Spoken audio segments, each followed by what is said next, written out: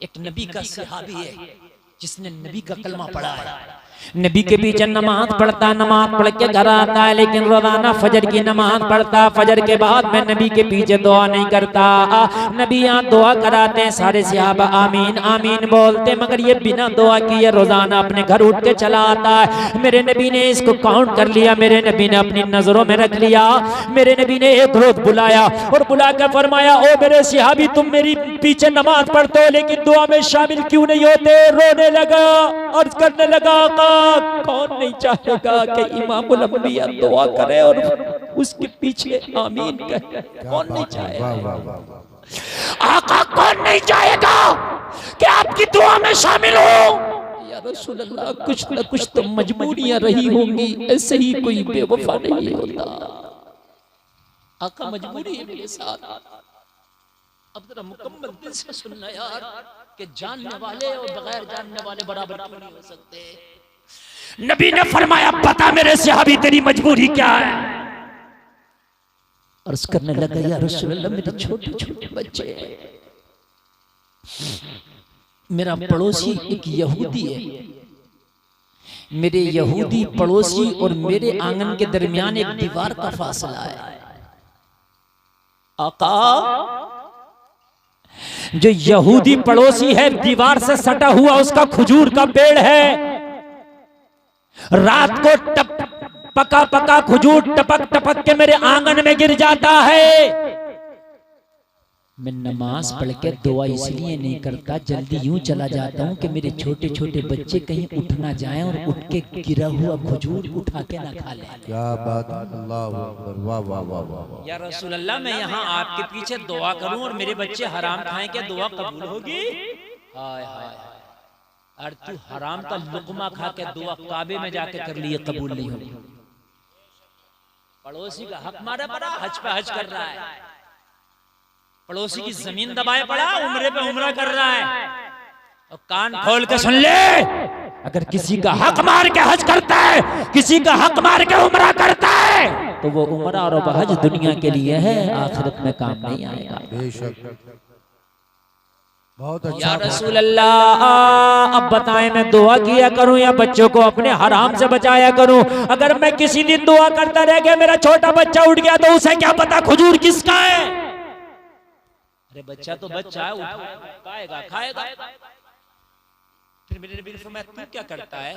अर्ज किया, आका, मैं जल्दी से जाता हूँ और सारे पके पके टपके टपके खजूर उठा के अपने दामन में ले लेता हूँ, और या रसूलुल्लाह, दामन में इकट्ठा करके अपने यहूदी पड़ोसी का दरवाजा खटखटाता हूँ और उससे कहता हूँ, ले ये तेरी अमानत है जो रात भर मेरे आंगन में गिर गई थी।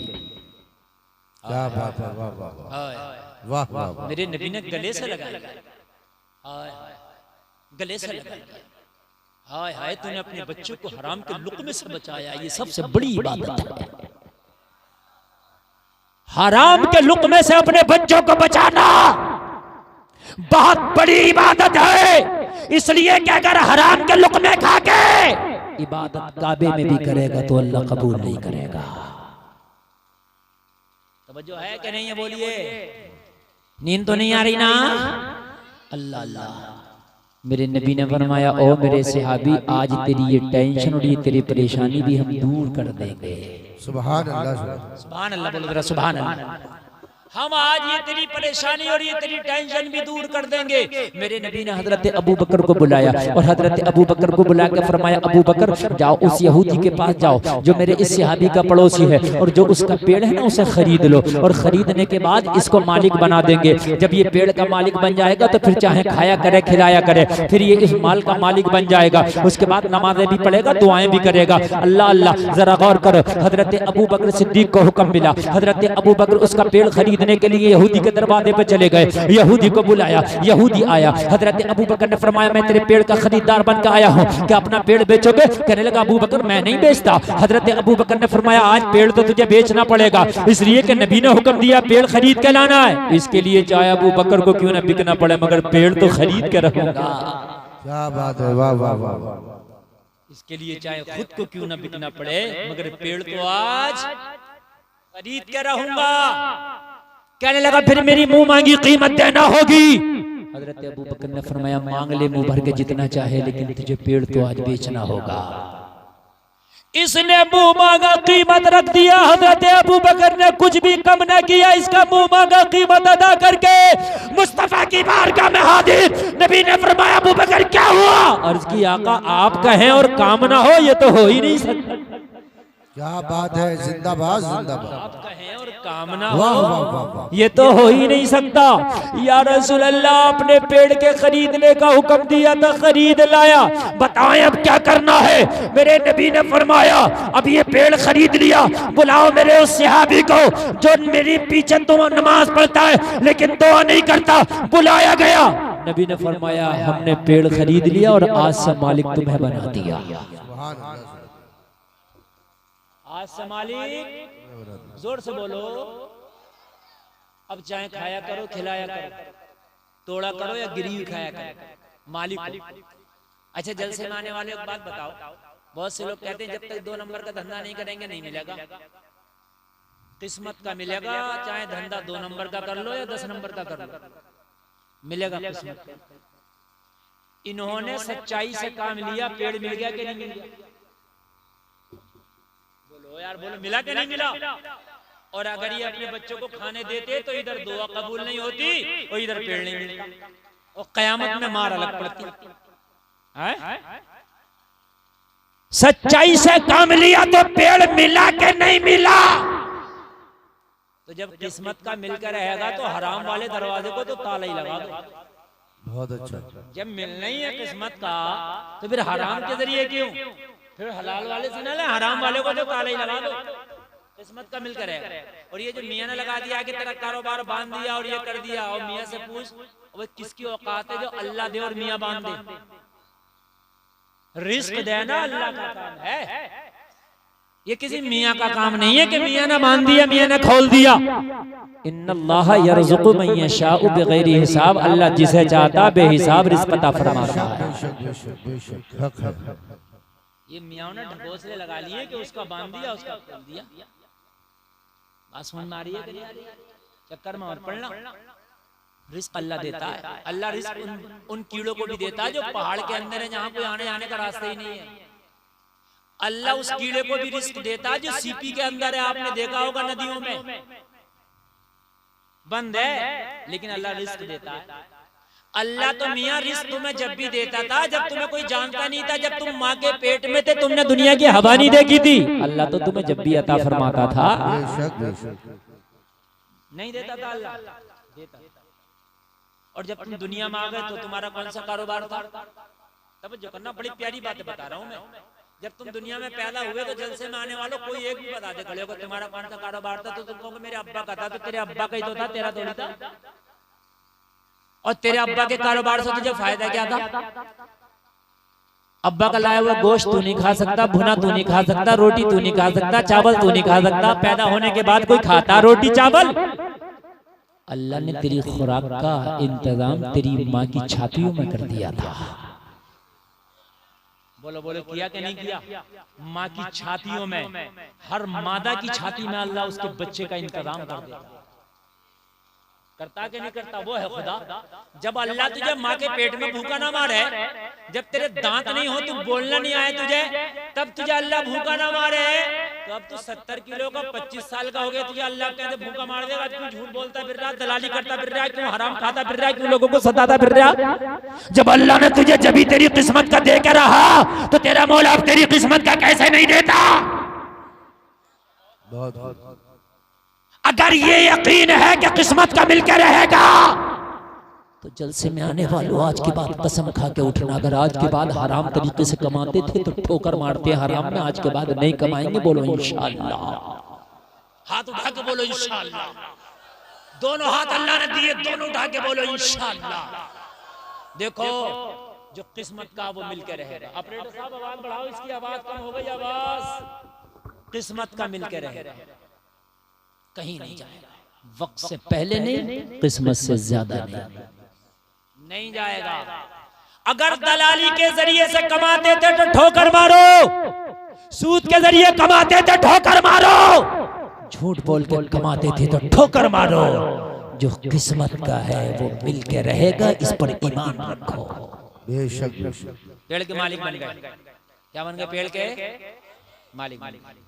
जब पेड़ के मालिक बने तो बच्चों से क्या खाया करना, खिलाया करना। बच्चे खाते भी हैं, खिलाते भी हैं, बच्चे खाते भी हैं, खिलाते भी हैं, बच्चे खाते भी हैं, खिलाते भी हैं। और जलसे में आने वाले जरा गौर करो, पूरे मदीना में इस पेड़ की शोहरत हो गई। किसी के बाग का पेड़ इतना अच्छा खजूर नहीं देता जितना अच्छा खजूर ये देता था। किसी के बाग का खजूर इतना मीठा नहीं जितना मीठा इसका था।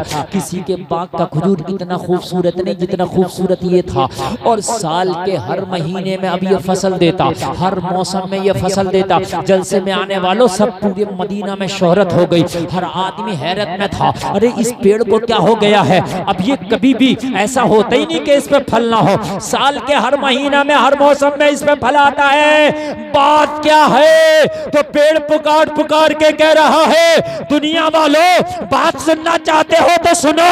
जब तक बिके ना थे तो कोई पूछता ना था, तुमने हमें खरीद के अनमोल कर दिया।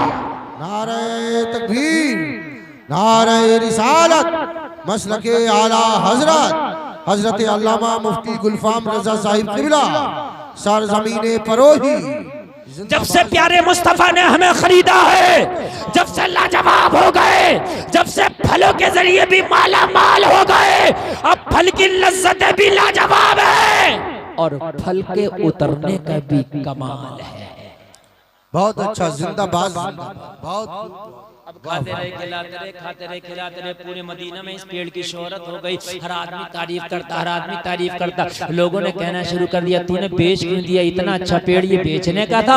कहने लगा, मैंने तो मुंह मांगी कीमत मांगी थी, मगर मुझे क्या पता था कि मेरी कीमत से भी ज्यादा ये फल दे देगा। मैं तो सोच रहा था उतने में और कई पेड़ खरीद लूंगा, लेकिन कई पेड़ मिलके भी इसका मुकाबला नहीं कर सकते। तो कहने लगे, तूने गलत बेचा, तूने सस्ते में बेच दिया। होता ना, कोई आदमी अगर कोई काम ना भी करना चाहे तो लोग उसको करवा देते हैं जबरदस्ती। जी जी जी, है ना? तू ऐसा कर ले, हम देख लेंगे। कहा तूने गलती बेच दिया। तो कहने लगा, टेंशन क्यों ले रहे हो यार, है तो मेरे आंगन में, बेईमानी कर लेंगे। उस सहाबी से बोला, भाई जितना कीमत दिया था उतना फल खा लिया, अब हाथ मत लगाना पेड़ को। क्यों? कहा जितना दिया था उससे ज्यादा खा लिया तुमने। वो कहा, भाई मैंने तो पेड़ खरीदा। तो ये जबान पलट गया। कहने लगा, भाई तुमने पेड़ खरीदा है लेकिन मैंने तो फल बेचा है। जबान की पलटी मार गया। नबी का सहाबी मेरे मुस्तफा की बारगाह में हाजिर हुआ, अर्ज करने लगा, आका वो तो बेईमानी कर रहा है। या रसूलल्लाह, वो तो पलटी मार गया। मेरे आका, वो तो कहता है कि मैंने फल बेचा है। नबी ने फरमाया, उसके पलटी मारने से क्या होता? पूरी दुनिया पलटी मार जाए, पेड़ तो तेरा है। क्या बात है, वाह वाह वाह वाह वाह। नबी ने जबान दे दी, तेरा है। कहने लगा, या रसूलल्लाह, वो कहता मेरे आंगन में। कहाँ है? मेरा है।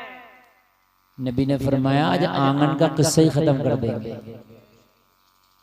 आज आंगन वाला किस्सा ही खत्म कर देंगे। नबी ने उस सहाबी से कहा, जा उस पेड़ के पास जाना और जाने के बाद उस पेड़ से कह देना इसकी नीयत खराब हो गई है। मेरे नबी ने फरमाया है, इसके अंगना से चलो, मोरे अंगना में आ जाओ। क्या बात है, वाह वाह वाह। इसके अंगना से चलो, मोरे अंगना में आ जाओ। ये सहाबी था, इसे पता है अगर नबी कहें तो पेड़ भी चलने लगता है। अगर अकीदे में कजी होती तो कहता, या रसूल अल्लाह, पेड़ कैसे आएगा? मगर ये सहाबी था, सहाबी पता है कि अगर पत्थरों को इशारा करे तो अबू जहल के हाथ में कंकरियां भी कलमा पड़ती हैं। बेशक बेशक। नबी अगर इशारा करें तो जानवर भी बोलने लगते हैं। सुभान अल्लाह। नबी के इशारे पर जानवर बोले, बेशक। नबी के इशारे पर दरख्त चले, नबी के इशारे पर कंकरियां कलमा पढ़े। ये है तेरा नबी। अरे तभी तो मैंने कहा कि दुनिया की, पूरी दुनिया की तरक्की मेरे नबी के थूक का मुकाबला। अगर तुम्हें यकीन ना आए तो मैं आज भी बता रहा हूँ, आप तो महाराष्ट्र चले जाओ, दिल्ली चले जाओ, कर्नाटक चले जाओ, आंध्र प्रदेश चले जाओ, गुजरात चले जाओ, पानी खारा जमीन में। जो जाने वाले वो देखते खारा है कि नहीं है। वो सप्लाई का पानी स्टोर करके रखा जाता है, पीने के लिए रखा जाता नहीं। यानी दुनिया इतनी तरक्की कर गई, आज तक कोई ऐसा केमिकल ही ना बना सके जो जमीन में डालते तो पानी मीठा कर दे। चांद पे तो पहुंच गई, लेकिन कोई ऐसा यार होता तो बनाते ना। दिल्ली में जाओ खारा पानी, यानी दुनिया मिलकर भी ऐसा केमिकल न बना सकी कि जमीन में डाल दे तो पानी मीठा कर दे, नहीं बना सकी। लेकिन मेरे नबी ने एक खारे कुएं में अपना थूक शरीर डाल दिया तो वो पूरे कुएं का पानी मीठा हो गया था। जिंदाबाद। पूरे कुएं का पानी मीठा हो गया। गोया के पूरी दुनिया मिलकर मेरे नबी के थूक शरीफ का मुकाबला नहीं कर सकती। पूरी दुनिया बेशक पूरी दुनिया मिलकर कटे हुए बाजू पर मेरे नबी ने अपना थूक शरीफ लगा दिया तो कटा हुआ बाजू जुड़ गया और जैसे पहले था वैसे ही हो गया। सुभान अल्लाह, सुभान अल्लाह, यार जोर से कब बोलोगे सुभान अल्लाह। सुभान अल्लाह, सुभान अल्लाह। और एक आध नारा आप भी लगा दिए अगर दिल चाहे तो। आपका मुश्ताक भाई की जिम्मेदारी नहीं है सारे नारे लगाने। सुन तो आप वाकई बहुत अच्छा रहे। सुभान अल्लाह। या जिंदाबाद।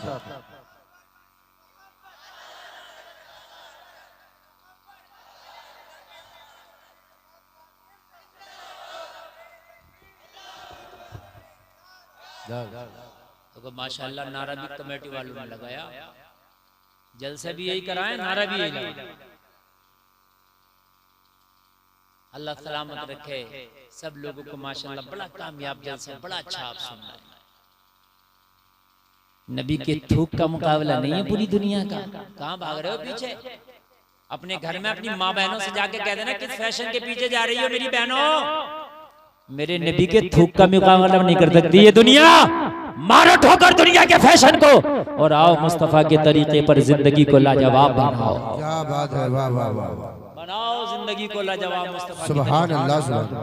बनाओ जिंदगी को लाजवाब मुस्तफा के तरीके पर चलो। मेरे नबी के थूक शरीफ का यह हाल है। मालूम है खैबर को जब फतह करने के लिए मेरे नबी ने अली के हाथ में झंडा दिया। कहा अली, कई दिन से इस्लामी लश्कर खैबर के किले को फतह करने जाता है लेकिन कामयाबी नहीं मिल पा रही है।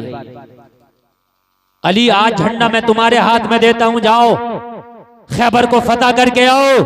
अर्ज की आका जा तो रहा हूं लेकिन आंखें दुख आई हैं, आशोबे चश्म है, आंख खोल नहीं पाता हूं धूप में। या रसूल अल्लाह आंख दुख आई है। मेरे नबी ने फरमाया अली झंडा थामो, अभी इलाज करता हूं। पूरी दुनिया में कोई ऐसा ड्रॉप आज तक नहीं बना कि आंख में डालो तो 1 सेकंड के अंदर आंख अच्छा हो जाए। मेरे नबी ने अपना लोहाबे दहन मौला अली की आंख में डाला, जैसे ही डाला अली की आंखें अच्छी हो गई।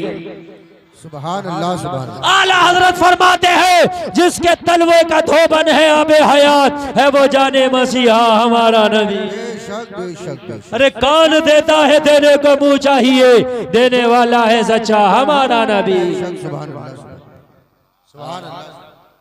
ये है मेरा नबी, वाह वाह। लाजवाब नबी। बातें नहीं इधर से, बिल्कुल बातें नहीं, एक एक जुमले को बगौर सुने। दीन पर अमल करने के लिए जानना जरूरी है। अगर नहीं जानोगे तो अमल कैसे करोगे? जानना बहुत जरूरी। इसलिए हर चीज को जानो। उलमा की कमी नहीं है। उलमा आज इतने हैं फोन पर राब्ता करके मालूम कर सकते हो, मस्जिद में जाके इमाम से मालूम कर सकते हो, उसके घर पे जाके मालूम कर सकते हो। उलमा की कसरत है। क़यामत में ये कह के नहीं बच सकते या अल्लाह हम नहीं जानते थे तो इसलिए हमने ये गुनाह कर लिया, हमें छोड़ दे। नहीं, अगर अल्लाह की बारगाह में ये कहोगे तो ये बात नहीं चलेगी। इसलिए कि अल्लाह ने दुनिया में कुरान भी भेजा है, कुरान को समझाने वाले पढ़ाने वाले भी भेजे हैं। तो ये तुम्हारी जिम्मेदारी थी कि इल्म दीन को तुम हासिल करते हो और इल्म दीन को हासिल करने के बाद में फिर उस पर अमल करते। जलसा में आने वालों जरा कान खोल खोल करके सुनना। आज जो मैं आपको बताना चाहता हूँ ये तुम्हारी जिम्मेदारी है कि मसला मालूम करो। अगर कोई आलिम तुम्हें बता दे तो सुभान अल्लाह, और अगर कोई आलिम तुम्हें ना बताए तो जिम्मेदारी तुम्हारी है कि मसला मालूम करो और मालूम करने के बाद उस पर अमल करो। हमारे यहाँ तो अगर इमाम से और मौलाना से आलिम से मसला भी मालूम करेगा तो वो मालूम करेगा कि जिस मसले के बारे में न मौलाना को मालूम हो और न मौलाना को इसका कोई फायदा है, ऐसा मसला मालूम करेगा। समझ रहे हैं आप? नहीं समझ रहे हैं? एक आदमी ने मुझे फोन किया, फोन करके पूछा हजरत ये बताओ सबसे पहली अजान कौन सी मस्जिद में हुई? अब बताओ। मैंने कहा ये बता तुझे अजान पढ़ना आती है कि नहीं आती है? बोला कटी फटी है। तो मैंने कहा अजान सही कर। इसमें पहमत लगाता है इस कटी फटी में। ये ना पूछा जाएगा कि तू अजान सबसे पहले किसने और कहां पढ़ी, ये पूछा जाएगा पढ़ता कैसी है। हमारे यहाँ तो ऐसा देसी अजान का पढ़ाइया पड़ा, अजान सुनो तो ऐसा लगता है कोई लठ लेके इसके पास खड़ा होकर जबरदस्ती हंसने की नहीं रोने की बात। कारी साहब क़िबला अजान अच्छे आवाज के मालिकान को पढ़ना चाहिए ताकि गैर भी अगर अजान को सुने तो उनके दिल खिंचे चले। बोले मेरी बात गलत तो नहीं है, मगर अफसोस की बात है इतना बड़ा लट से लट आदमी अजान पढ़ रहा है कि उसे पता नहीं अल्फाज अशहदु अल्ला इलाहा, उसे पता ही नहीं है कि अशहदु है कि अशहदु है। बात हकीकत है कि नहीं? अब इमाम बेचारा कहे तो इसकी इमामत चली जाएगी। अगर इमाम कहे कि नंबरदार साहब आप अजान मत पढ़ो या तो सीख लो, अगर और तुम आए हम 20 साल से अजान पढ़ लें, तुम आज 2 दिन से क्या इमामत करने आ गए, अजान में गलती निकाल लो तो बेचारे की खैर नहीं। ज़य्यिनुल कुरान बिअस्वातिकुम, कुरान को अच्छे आवाज से पढ़ो, अच्छे आवाज से मुज़य्यन करो ताकि खैर भी अगर कुरान को सुने दिल पिघल जाए। अरे उमर ने बहन की जबान से कुरान ही तो सुन लिया था, दिल पिघल गया। उमर कलमा पढ़ के माना था। नारे तकबीर, नारे रिसालत, मसलके आला हजरत, सरजमीने परोही, अराकीने कमेटी, हजरत मुफ्ती गुलफाम रजा साहिब रामपुरी। वाह वाह वाह, अच्छी लग रही है बात हमारी, बहुत अच्छी, बहुत अच्छी अजानों, अच्छे मुअज्जिन रखो, चाहे तनख्वाह देना पड़े। समझ रहे हैं आप? गैर भी सुने तो दिल खिंचा चला जाए, और कलमा पढ़ने वाला ईमान वाला सुने तो अजान सुनते ही उसका दिल मस्जिद की तरफ खिंचा चला जाए। मैंने एक अखबार में पढ़ा था कई साल पहले, कोई फिल्म इंडस्ट्री की बहुत बड़ी अदाकारा, उसने कहा था एक शूटिंग पे मैं शूटिंग कर रही थी तो मुझे पास की किसी मस्जिद से अजान की आवाज आई तो मैंने अपनी शूटिंग रुकवा दी थी। बड़ी बात, अदाकारा और अपनी फिल्म की शूटिंग रोक रही है, क्यों? तो उसने आगे लिखा कि जितनी देर अजान होती थी उसकी आवाज सुन के मेरे दिल को सुकून मिलता था। ये अदाकारा का बयान है। अगर आपको यकीन ना आए तो मैं आज भी दिखा सकता हूँ, वो अखबार की कटिंगें मौजूद होंगी और नेट पर वो बयान आज भी मौजूद होगा। और हम मेरे भाई जो है उल्टी सीधी पढ़ना शुरू कर दें। अच्छा ऐसे कुरान चल रहा, अल्हम्दुलिल्लाह कारी साहब तीजे में 10 कुरान हो गए आपके अब्बा के। हो कैसे गए 10 कुरान, ये तो बता दे। तो 10 कुरान ऐसे हो गए कि मेरे भाई ऐसा कुरान पढ़ने वाला बाज पढ़ रहा कि मेरी 24 मेहराब हो गई, मैं नहीं पकड़ सकता कि ये पढ़ कौन सा पढ़। सही बता रहा हूँ, पता ही नहीं चलता कौन सा पारा पढ़ रहा है। तो ये कुरान पढ़ने का सवाब नहीं बल्कि उल्टा अजाब होगा। कुरान वही तीजा में पढ़े जिनको सही पढ़ना आता है, वगरना खाली शोर नामो नमूद के लिए ना पढ़े, वो तीजे में चने पढ़ना और वो कलमा शरीफ पढ़ने ज्यादा बेहतर है। बात समझ में आ रही है कि नहीं आ रही है? और एक काम और होता है तीजे में, जैसे मिसाल के तौर पे किसी का पौन पारा हो गया और इधर फातिहा शुरू हो गई, किसी ने लायस्तवी शुरू कर दी, तो अब ये टाप वाला गेट डालता, अरे पाव पारा रह गया और भाई फातिहा शुरू हो गई, अब ये लंबा वाला गेट डालेगा, 2 मिनट में समेट। तुझे किसने कहा कि पूरा पारा पढ़ना जरूरी है? किसने कहा तुझसे? अगर पौन होगा फातिहा शुरू हो गई वहीं बंद कर पौन का अल्लाह सवाब दे देगा। आधा हो गया, आधा ही रह गया। बात आ रही है कि नहीं आ रही है? जितना हो जाए उतना ही रख दो, जरूरी नहीं है कि टॉप गेट डालकर पूरा करो। बात समझ रहे हैं आप? मस्जिद में अगर हाफिज तरावी में नमाज पढ़ाए और अगर वो कुरान जरा ठहर ठहर के पढ़े तो कहते हैं यार हाफिज जी भाई बड़ी यार देर लग रही है। मालूम ही नहीं है तुम्हें कि अगर कुरान के अल्फाज कटेंगे तो बजाय सवाब के अजाब होगा। तुम्हें तो ये कहना चाहिए था हजरत, जहां 1.25 घंटे में नमाज तरावी होती है 1.5 घंटा लगे तो चलेगा, लेकिन हमारा 1.5 घंटा कामयाब होना चाहिए। पढ़ने नहीं देते ठहर ठहर के, तेज पढ़ो तेज पढ़ो, तेज ना पढ़ने को कहा करो। हाफिज जितना ठहर ठहर के पढ़े उतना ही। बात समझ में आ रही है कि नहीं आ रही है? सुभान अल्लाह कह दो, आ रही है तो माशाअल्लाह, अल्लाह सलामत रखे। मालूम करो, हासिल करो यार। ऐसे ऐसे लोग गुजरे, मुझे याद आ रहा इमाम मालिक शरीयत के बहुत बड़े इमाम हैं। शरीयत के 4 इमामों में एक इमाम मालिक, बहुत बड़े। इनकी बारगाह में एक खातून आई, कहने लगी हुजूर एक मसला मालूम करना चाहती हूँ, क्या इजाजत है?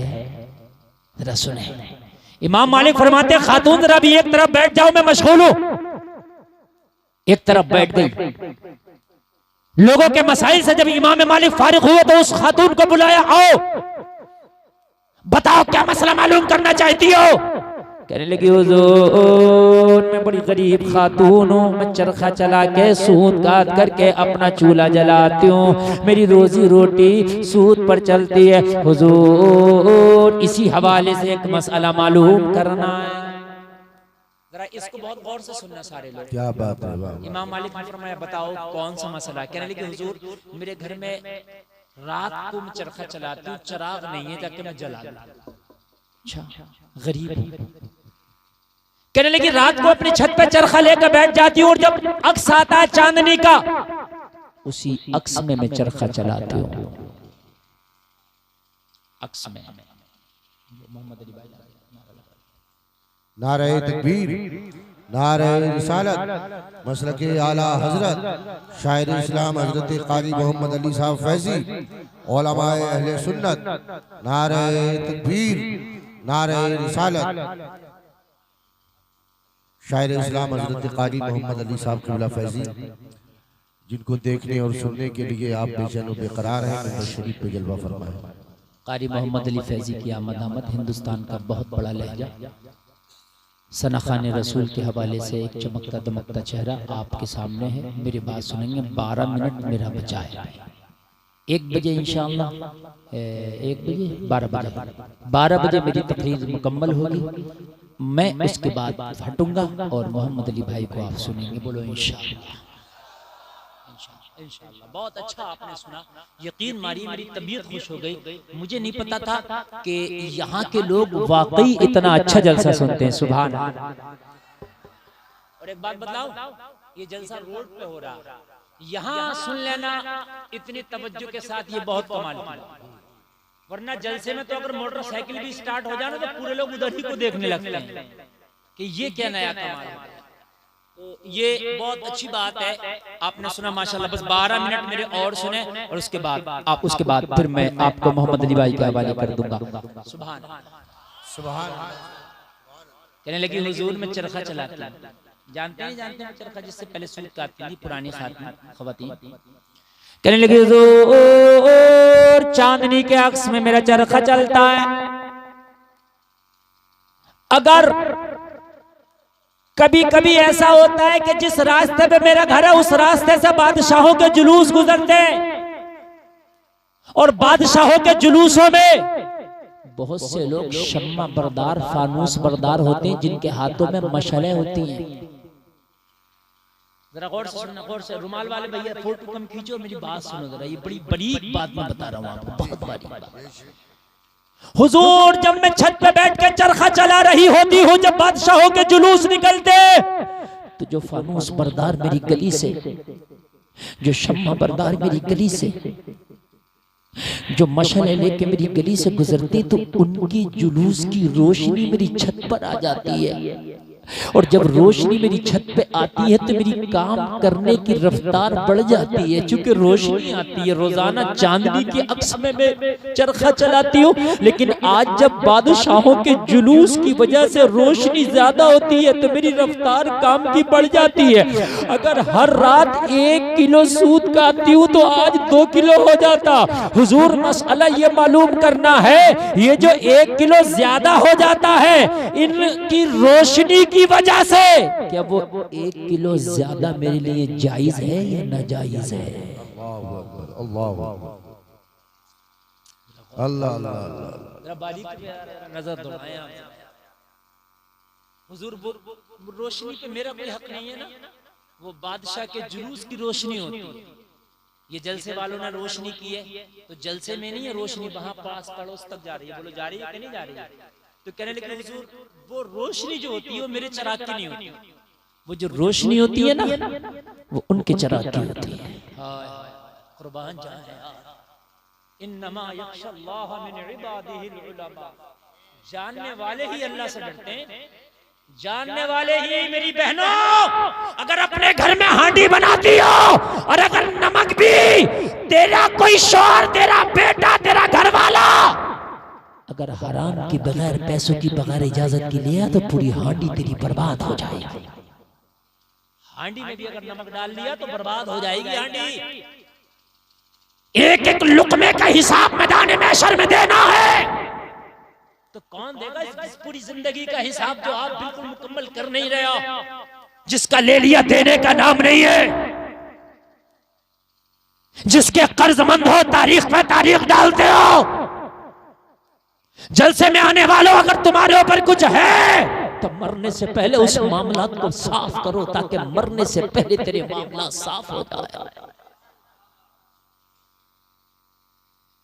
और तुम कहते हो तू मेरा क्या बिगाड़ लेगा, मैं नहीं दूंगा तो तेरी तो औकात क्या है? जिस दिन तू मरेगा मैदान महशर होगा, तू दे रहा होगा, अल्लाह दिला रहा होगा। कहने लगी हुजूर वो जो 1 किलो ज्यादा कद जाता है, बताएं कि मेरे लिए जायज है क्या नाजायज? इमाम मालिक ने फरमाया, खातून ऐसा लगता है जैसे हसन बसरी तुम्हारा भाई हो। क्या बात है, वाह वाह वाह। क्या हसन बसरी की बहन हो? कहने लगी हुजूर मैं तो आपकी बारगाह में पहली बार आई हूँ, मैंने तो आज तक आपके पास कभी आई नहीं, आप मुझे कैसे जानते हैं? कहने लगी हुजूर हाँ हाँ मैं हसन बसरी की बहन हूँ, लेकिन आपको कैसे पता कि हसन बसरी मेरा भाई है? तो इमाम मालिक ने फरमाया, ओ खातून सुन, अगर ये तकवा हो सकता है तो हसन बसरी की बहन ही का हो सकता है। ये तकवा अगर हो सकता है तो हसन बसरी की बहन ही का हो सकता है। नौजवानों, काश हमारे घरों में बहनें ऐसी हो जाएं कि हमारी बहनों के तकवे और किरदार को देख के दुनिया वाले कहें अगर ये किरदार हो सकता है तो उस भाई की बहन ही का हो सकता है। सुभान अल्लाह, सुभान कहने लगी हाँ हुजूर हसन बसरी मेरा ही भाई है। हाय हाय हाय। इमाम मालिक ने मालूम है क्या फरमाया? सुनोगे तो हैरत में पड़ जाओगे। कहने लगे मसला पूछना चाहती है तो सुन, सबके लिए जायज है, तेरे लिए नाजायज। वाह वाह वाह। सबके लिए जायज है, तेरे लिए नाजायज। बड़ी अच्छी बात। इतना खामोश सुनोगे तो फिर मोहम्मद अली भाई को कैसे सुन पाओगे? तेरे लिए। कहने लगी हुजूर हुजूर शरीयत एक मसला दो। हुजूर हुजूर हुजूर हुजूर मसला दो, शरीयत एक। तो कहने लगे हाँ, एक फतवा होता है, एक तकवा होता है। जोर से बोलो यार सुभान अल्लाह। एक फतवा होता है, एक तकवा। कहीं कहीं फतवा इजाजत दे देता है मगर तकवा इजाजत नहीं देता। कहने लगे शरीयत का फतवा तो ये है कि वो जायज है, उस रोशनी को इस्तेमाल किया जा सकता है, मगर हसन बसरी की बहन तेरा तकवे के नजदीक ये जायज नहीं है।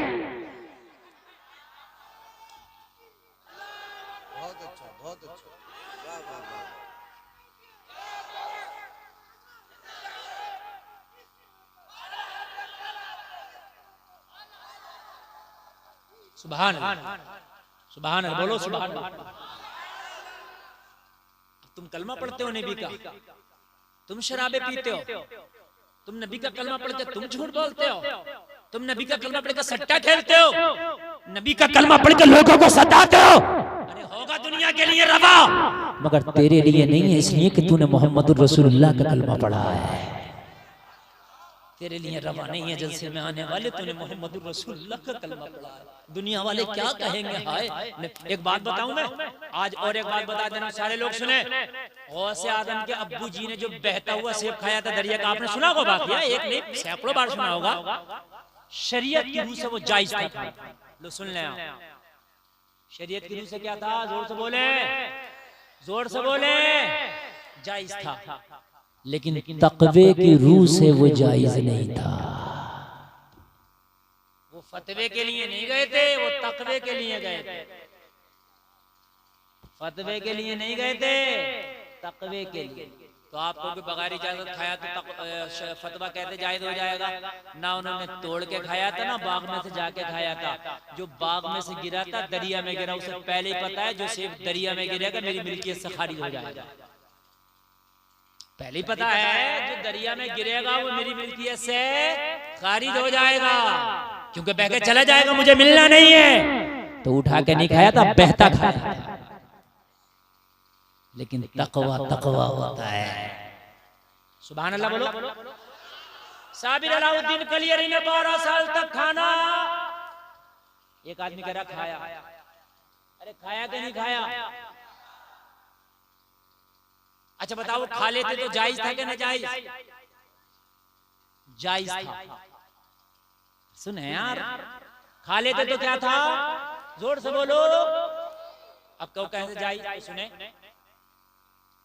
तुम्हारे घर कोई बारात आए, मेहमान आए, तो आप अपने खानदानियों से, अपने दोस्तों से क्या कहते हो? भाई जरा खाने खिलाने में रहना और सही तरीके से मेहमानों को खिलाना, जरा देख रेख अच्छी करना। तो मतलब ये नहीं होता कि खुद एक लुकमा भी ना खाना, ही नहीं खिलाना। मतलब ये होता खुद भी खाना और इन्हें भी खिलाना है। या किसी के घर तुम इंतजाम में गए, कसम से बताना बगैर खाए आए हो तो बता दो, अगर आए हो तो 2 बार तो खा लिया होगा, एक सुबह की शिफ्ट में और शाम वाली में, मगर ऐसा नहीं हुआ होगा बगैर खाए। और जायज है वो? नाजायज नहीं है, इसलिए कि भाई आपको इजाजत दी गई खिलाओ, तो उसमें खाने की इजाजत पहले। अरे बोले, खाने की इजाजत पहले। लेकिन ये है शरीयत का फतवा। अलाउद्दीन से कहा था जाओ लंगर लुटाओ, उसमें खाने की भी इजाजत थी, मगर खाया क्यों नहीं? तकवा कह रहा था अलाउद्दीन। जाहिरी तौर पे मामा ने इजाजत नहीं दी है, इसलिए सिर्फ खिलाना है, खाना नहीं है। समझ रहे हैं? तकवा कह रहा था हाँ, खूब खूब खूब मचाओ, जितना दिल करे इतना मचा लो, खूब मचा लो। 2 मिनट और खूब मचा। कम्मल आया तो ऐसे शोर मचा रहे हैं, ऐसे शोर मचा रहे हैं जैसे तो मतलब कोई सऊदी अरब से आ गया। अजीब मसला आया। मिनट लिमिटेड आपको टाइम दिया है, और खुदा की कसम खा के कह रहा हूं, मैं वो तकरीर कर रहा हूं, वो तकरीर कर रहा हूं कि अगर इस पर अमल कर लो तो वली बन जाओ। जब तक के हलाल के लुक़मे ना खाओ, इबादत काबे में कर लो, जाकर मस्जिद नबवी में सजदे कर लो, एक को कबूल नहीं होता। हलाल के लुक़मे जरूरी है, अक्ले हलाल जरूरी है। नबी ने पेट से जो पत्थर बांधे किस लिए बांधे मालूम है आज तक आपको? आप कहोगे खाना नहीं था, नहीं। हजरत मूसा की उम्मत को भूख लगे तो जन्नत से मन्नो सलवा आ जाए, क्या मोहम्मद रसूलुल्लाह को भूख लगे तो जन्नत का खाना नहीं आ सकता था? अरे जन्नत का खाना तो दूर की बात, जन्नत आ जाती। जिब्रील जन्नत का खाना मेरे नबी को अपने हाथ से खिला देता, मगर पेट से पत्थर इसलिए बांधा कि मेरे उम्मत के कलमा पढ़ने वालों, हलाल का मिले तो खाना सुन्नत है, और अगर हलाल का ना मिले तो फाका रह के पेट से पत्थर बांधना सुन्नत है। मगर हराम की तरफ हाथ नहीं बढ़ाना, इसलिए पेट से पत्थर बांधा गया था। क्या बात। इमाम मालिक ने फरमाया खातून तेरे लिए नाजायज है इसलिए कि तेरा तकवा बहुत आला मयार का है, दूसरों के लिए जायज, तेरे लिए नाजायज। बात पूरी और टाइम भी पूरा। कहा हुजूर, बस बात खत्म, वो वाली जो रह गई है वो सुन ले 1 मिनट की। कहा हुजूर, वो पेड़ की बेईमानी कर गया। काय के पेड़ की कर गया बेईमानी, बताइए।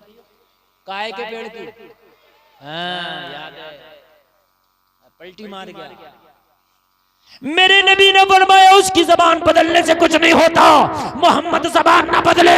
जा पेड़ के करीब जा और जाने के बाद कह देना इसकी नीयत खराब हो गई। मेरे प्यारे नबी का हुक्म है कि चलो इसके अंगना से, मेरे अंगना में आ जाओ। इतना सुनना था। दौड़ा दौड़ा सहाबी पेड़ के पास गया और जाके तने के करीब खड़ा हो गया, जैसे कोई किसी के कान में सरगोशी करता है। उस पेड़ के तने के करीब खड़े होकर ये सहाबी कहने लगा इसकी नीयत खराब हो गई, नबी का फरमान है इसके अंगना से चलो, मोरे अंगना में आ जाओ। इतना कहना था, पेड़ ने हिलना शुरू किया, जमीन को चीरता हुआ इसके आंगन से चला, सहाबी के आंगन में आके खड़ा हो गया।